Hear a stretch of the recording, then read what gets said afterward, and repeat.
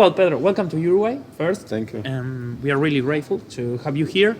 And the first question that I want to do is obviously, who are you? Like, who is Pedro Conti? What can you tell about the people, who you are, and what you make? Yeah, so I'm Pedro Conti. I'm from Brazil. I'm a 3D artist and 3D. Yeah, I'm a 3D artist and character artist, and I work with animation projects, mostly stylized characters, and I direct some animations, and I supervise some little productions. So that's mostly what I do. Okay, you have an incredible career. So we are looking about like Disney, Marvel, DreamWorks, whatever, everything. But here you choose to talk about choices, decisions. You choose to talk about meaningful art. Yeah. Why? Why do you choose to talk about this and not to say, well, here is everything that I do, look at it, and you do. Yeah. It's just because sometimes it's about our lives, right? You can. I think it could be great if you come here and say about the work I did for these companies. But nowadays, I as an artist, I feel I want to say something, because sometimes when working for these big studios, you're helping like a huge team to convey a message, but you're not like really expressing yourself. You're expressing through drawings and stuff like that. But once you understand the technique, a drawing becomes just a drawing, Of course. But first, before the drawing comes the idea. So for me, what I really want is to convey my own ideas and produce stuff that I think makes sense for me right now. So, and also one thing, like the artists that I really enjoy, they are very vulnerable. They speak stuff that most people doesn't speak, And for me, I felt like I should be in that place one day. I want to be more vulnerable, and this way, eventually, or it can go really wrong, or people can really connect to it, So, for me, it's been maybe the third or fourth time that I do this kind of talk. And comparing to the first one is completely different because I've been understanding how to pass the message, Of course. and how to tell in a way that doesn't hurt. Yes. And for me, it's been just to be in this position talking about my feelings. I'm learning so much about myself, but I'm also learning how do I want to express things with people that is watching too. Excellent. and I wanted to ask, like, here we are in South America, kind of message is really fit, right? Yeah.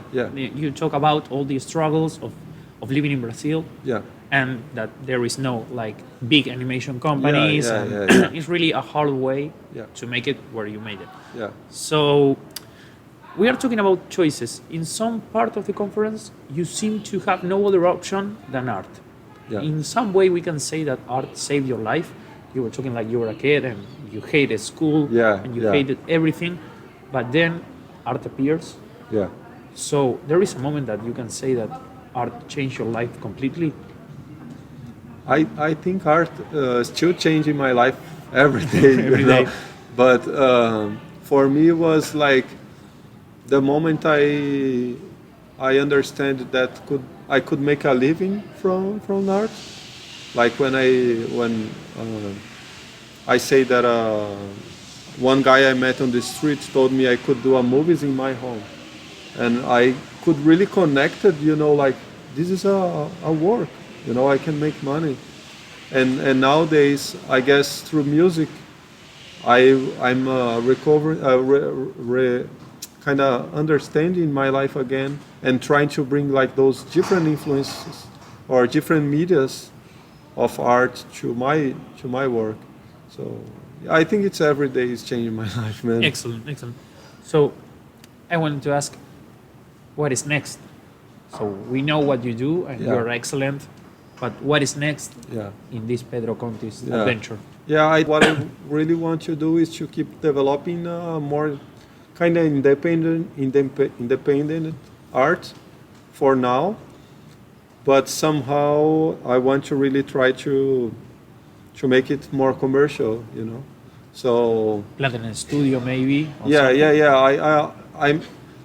Well, we released a music video called "In My Heart," Yes. and we released this music video through a studio, which we are trying to structure. We are as we are independent, we are trying to understand how that could work.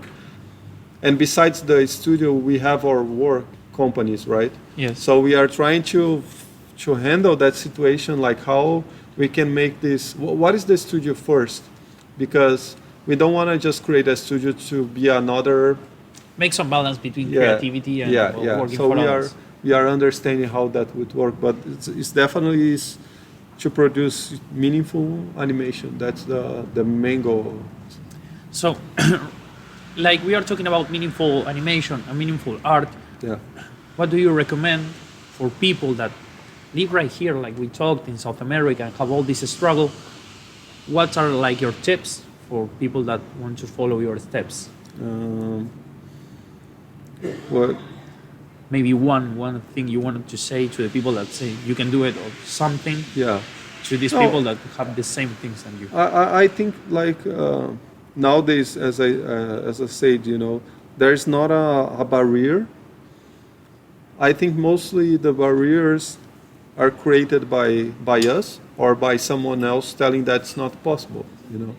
So I think nowadays, if we really want to do something, man, just do it. Just do it.